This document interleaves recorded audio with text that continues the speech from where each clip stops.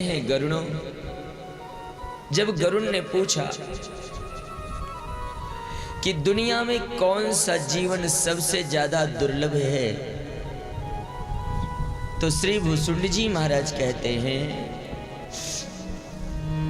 नर समान नहीं कौनो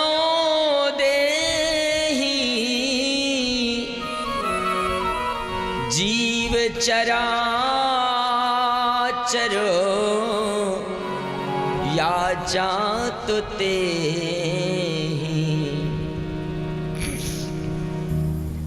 नर समान नहीं कोनो देही, मनुष्य जीवन की समान कोई और दूसरी देह नहीं है।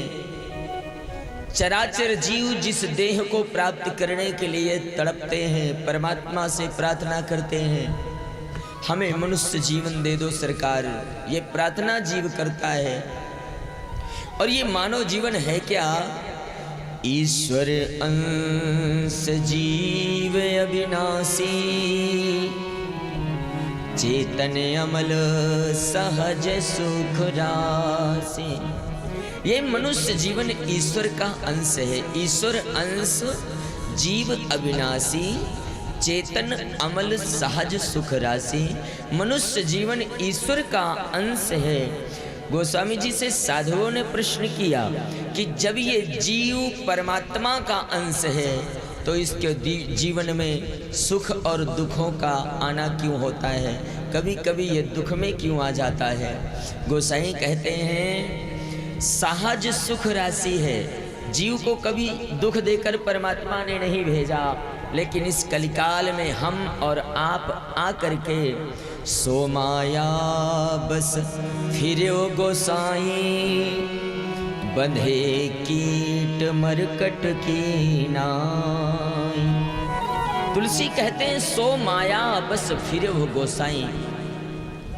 जिस तरह मकड़ी एक छोटा सा जीव होता है, आपने देखा होगा घरों के दीवारों में वो जाल बना देती है, एक मकड़ी होती है, और वो जाल इतना सुंदर बनाती है, बड़ी बिल्कुल चक्र की तरह। मकड़ी जानती है कि इस जाल से बाहर निकलने का मुझ में खुद सामर्थ्य नहीं है।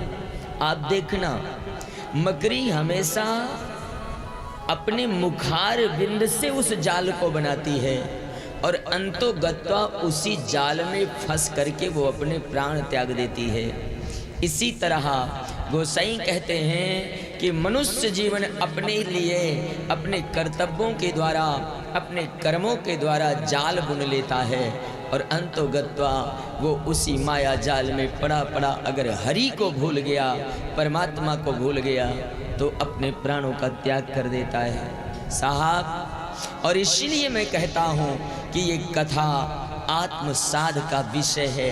हर व्यक्ति को जितना समय मिले, एक घड़ी आदि व घड़ी आदि में पुण्यादि, तुलसी चर्चा राम की हरे कोटि अपराध। करोड़ों अपराधों को विनाश कर देने का सामर्थ्य मेरे रघुनाथ जी के संकीर्तन में है, राम जी की थोड़ा सा कथा में है। और इस कलिकाल में भव सागर चाह पार जो पावा, ताकहु राम कथा दृढ़ नावा। गोस्वामी जी कहते हैं भव रूपी सागर से अगर पार जाना है तो राम कथा रूपी नाव में पधारना पड़ेगा साहब। जब उसमें बैठेंगे तब हम इस भवसागर को पार कर सकते हैं। मैं कल एक बात कह रहा था कि अगर कभी हरि कथा मिल गई हो ना, तो परमात्मा का बार बार धन्यवाद देना। उस स्थल में जहाँ कथा हो रही हो वहाँ जाकर बैठना और ईश्वर का चिंतन करके कहना, वाह रे दयालु, आपने कृपा किया तो मैं आपके मंगलमयी जहाँ कथा हो रही है उस भूमि तक आ गया, मैं वहाँ तक आ गया।